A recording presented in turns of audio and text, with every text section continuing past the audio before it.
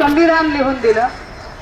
आम्ही लिहावं कसं, आम्ही बोलावं कसं, आम्ही चालावं कसं, आम्ही वागावं कसं, आम्ही शिकावं कसं, नोकरी कशी मागावी, प्रमोशन कसं मागावं, इन्क्रीमेंट कसं मागावं, गाडी कशी विकत घ्यावी, घर कसं बांधावं, लायसन कसं काढावं, या प्रत्येक गोष्टीचा अगदी जगावं कसं, मरावं कसं, पुरावं कसं, जन्म मृत्यूची नोंद कशी करावी, या प्रत्येक गोष्टीचा कायदा लिहिणारे डॉक्टर बाबासाहेब आंबेडकर, ज्यांनी या राज्यघटनेच्या 3ऱ्या प्रकरणामध्ये कलम 12 ते 35 मध्ये आम्हाला जगण्याचे मूलभूत अधिकार दिले. ज्या मूलभूत अधिकाराबद्दल 1973चा खटला सांगतो, केशवानंद भारती खटल्यामध्ये सुप्रीम कोर्ट सांगते की अगदी आणीबाणीचा काळ आला तरी सुद्धा हे मूलभूत अधिकार रद्द होऊ शकत नाहीत. तरी सुद्धा कलम 19 ने दिलेला आमचा भाषण स्वातंत्र्याचा अधिकार, आमचा मुद्रण स्वातंत्र्याचा अधिकार, आमचा बोलण्याचा अधिकार, आमचा सभा घेण्याचा अधिकार, आमचा संस्था संघटना स्थापन करण्याचा अधिकार अघोषित बंदी जाहीर करून गोठवण्याचा प्रयत्न केला जातोय.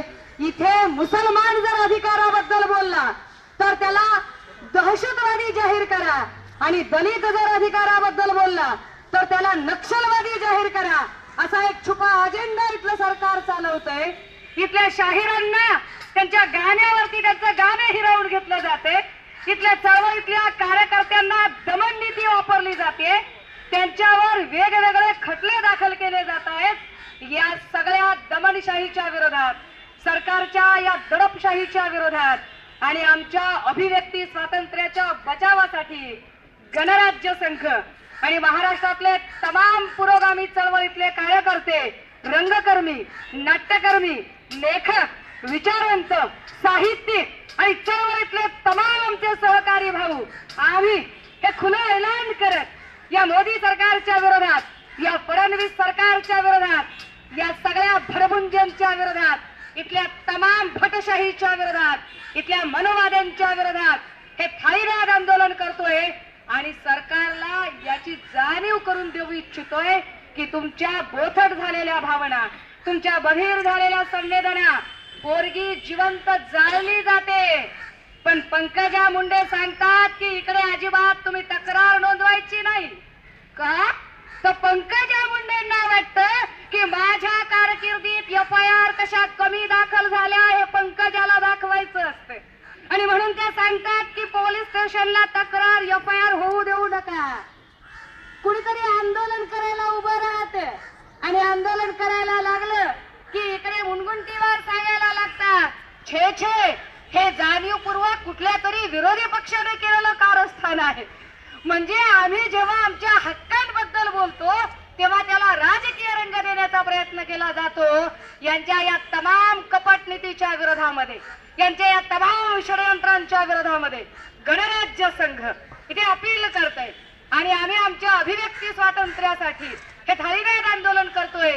कारण जर आम्हाला कलम 19 ने दिलेले हे अधिकार असतील, जर घटनेच्या 3ऱ्या प्रकरणामध्ये आम्हाला आमच्या वैयक्तिक व्यक्तिमत्व स्वातंत्र्यासाठी, आमच्या व्यक्तिमत्व विकासासाठी कलम 12 आणि 13 जर व्याख्या सांगत असेल, कलम 14 ने आम्हाला सांगितलं की सगळे समान आहेत, सगळे सारखे आहेत, सगळे एक आहेत.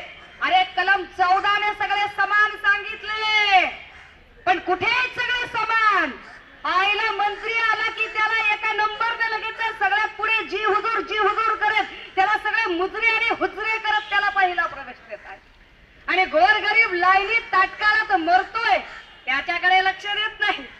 इकडे मागे एक आंदोलन चालू आहे अंजनगावचं, अंबाजोगाई तालुक्यातलं. त्यांना विचारतोय आम्ही किती दिवस झाले, ते म्हणतात ताई घरदार उपटून काढले, माणसं मारली आहेत, रक्तालेले कपडे घेऊन 10 दिवसापासून लेकरं बाळ सोडून बसले. सरकारला घाम फुटत नाही, कारण त्यांच्या मंत्रिपदाच्या वाटपातनच त्यांना वेळ नाही. तुला ना मला घाल कुत्र्याला करतायत साले. यांची सगळ्यांची भडवंजशाही आमच्या टॅक्सवर चालते, आमच्या पैशावर चालते. यांचा माज, यांची मिजाज, यांची अधिवेशनं, यांच्या रेड कार्पेटच्या यांच्या मेजवान्या आमच्या पैशावर, आम्ही भरलेल्या घरपट्टी, नळपट्टी, लाईट पट्टी, रोड टॅक्सवर चालतात. अरे एकीकडे सांगतायत लोक की पुणे मुंबईच्या टोल नाक्यावर एवढा टोल कशासाठी, पैसे वसूल झालेत. पण आरबीआय पैसे पुरवते ना गडकरींना. गडकरी कसे बंद करतील? कारण पैसे मिळाले तर राजकारण करू शकतील ना. आणि यांना असं वाटतं की एखाद्याने आंदोलन केलं की त्याला मागच्या दाराने बोलूया, सेटिंग बेटिंग करूया, त्याच्यासोबत मांडिवली करूया, काय द्यायचं घ्यायचं करूया आणि मिटून टाकूया. आमचा आवाज विकत घेण्याचा प्रयत्न कराल तर थांबा. याद राखा, सगळेच गद्दारांच्या मैफिलीत सामील नसतात. काही बाबासाहेबांचे सच्चे छावेही असतात की जे जीव गेलं तरी लढायची तयारी ठेवतात. आम्ही लढतोय, तुमच्या विरोधात लढतोय आणि हे खुलं चॅलेंज करतोय की तुम्ही अभिव्यक्ती स्वातंत्र्याची चालवलेली गळचेपी गेली 5 वर्षापासून याचं काम चालू होतं. निळूभाऊंनी काम हातात घेतलं होतं, पण निळूभाऊ फुल्यांचं निधन झाल्यानंतर हे काम थोडंसं थंडावल्यासारखं झालं आणि म्हणून पुन्हा एकदा अभिव्यक्ती स्वातंत्र्याचा आम्ही एल्गार करतोय. आणि अभिव्यक्ती स्वातंत्र्यासाठी आमच्या बोलण्यावर, लिहिण्यावर, भाषणावर, गाण्यावर, आमच्या सादरीकरणावर, आमच्या नाटकातल्या अभिव्यक्तीवर, आमच्या चित्रपटातल्या अभिव्यक्तीवर, आमच्या प्रत्येक अभिव्यक्तीवर येत असलेल्या तुमच्या गदा, बरं बोललं की हे परत त्याला जातीचे रंग देतात. हे फार विशेष आहे. म्हणजे किरण राव बोलली का तर राव विसरून जातात आणि खान बोलला हे लक्षात ठेवतात. म्हणजे यांना जाणीवपूर्वक यांना त्याला मुस्लिम रंग द्यायचा असतो. म्हणजे कालपर्यंत तो माणूस यांना चालत होता. आम्हाला खान काय बोलला याच्याशी घेणं देणंच नाही, तो आमचा प्रांतही नाही. पण तुम्ही प्रत्येक वेळेला जे जाती आणि धर्माचे रंग देता ते तुमचं राजकारण आता उघड्यावर आणायची वेळ नक्कीच आली. इलेक्शन जवळ आलं की तुम्ही कुजरे मुजरे करणारे, इलेक्शन जवळ आलं की कुठल्याही कार्यक्रमासाठी मग अगदी मुस्लिमांच्या इफ्तार पार्टीमध्ये अगदी टोपी घालून मोदी साहेब सगळ्यात पुढे. अरे आता कुठे जातात आहे मोदी साहेब?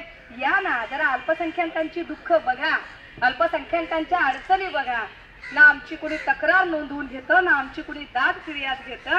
आम्हाला 10 वेळा इथे बोंबलून सांगायला लागतं. मजेशीर गोष्ट आहे, फार मजेशीर गोष्ट.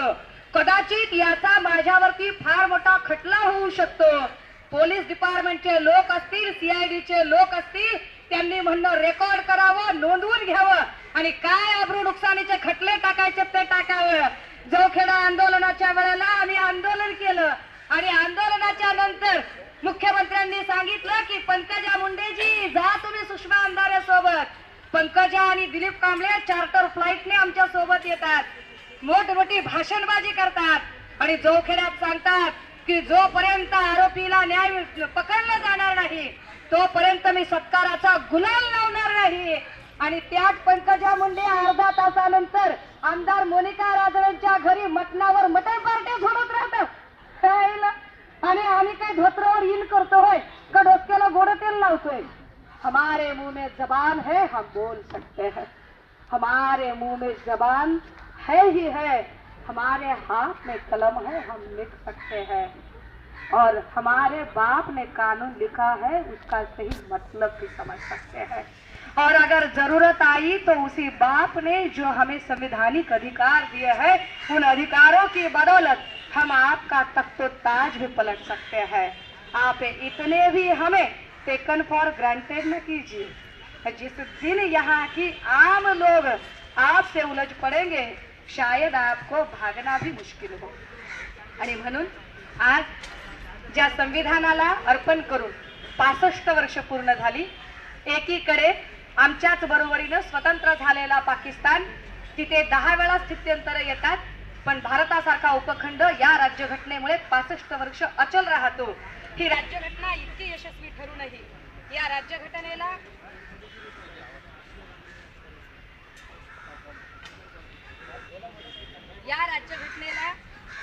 बदलण्याचे डाव, या राज्यघटनेचा पुनरावलोकन करण्याचे डाव हे जे सरकार चालवत आहे याच्या विरोधात आम्ही सगळे आंदोलन करण्यासाठी, आम्ही सगळे या अभिव्यक्ती स्वातंत्र्याच्या या दडपशाहीच्या विरोधात निषेध नोंदवण्यासाठी म्हणून एकत्रित आलोय. बोला विश्वरत्न डॉक्टर बाबासाहेब आंबेडकरांचा, छत्रपती शिवाजी महाराजांचा, क्रांतीबाई ज्योतिबा फुलेंचा, राजर्षी शाहू महाराजांचा, लोकशाहीर सत्यशोधक अण्णाभाऊ साठ्यांचा, या फडणवीस सरकारला सद्बुद्धी दे महाराजा. अरे अभिव्यक्ती स्वातंत्र्य वाचवायचं राम महाराजा. अरे या सरकारला अक्कल येऊ दे राम महाराजा.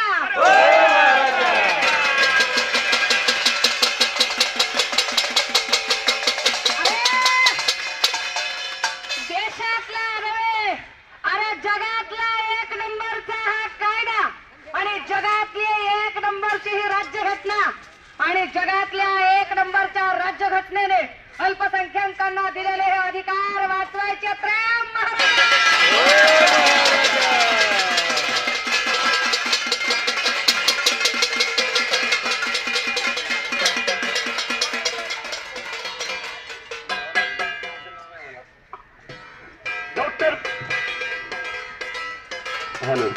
डॉक्टर बाबासाहेब आंबेडकरांचा, क्रांतीबाई ज्योतिबा फुलांचा. अरे अभिव्यक्ती स्वातंत्र्य वाचवायचंय रे महाराजा. अरे अभिव्यक्ती स्वातंत्र्य वाचवायचंय रे महाराजा. अरे फडणवीस सरकारला जाग येऊ दे रे महाराजा. अरे या जातीवादी सरकारला जाग येऊ दे रे महाराजा. अरे या जातीवादी सरकारला जाग येऊ दे रे महाराजा. अरे अभिव्यक्ती स्वातंत्र्य वाचवायचंय रे महाराजा. डॉक्टर बाबासाहेब आंबेडकरांचा, डॉक्टर बाबासाहेब आंबेडकरांचा, छत्रपती शिवाजी महाराजांचा.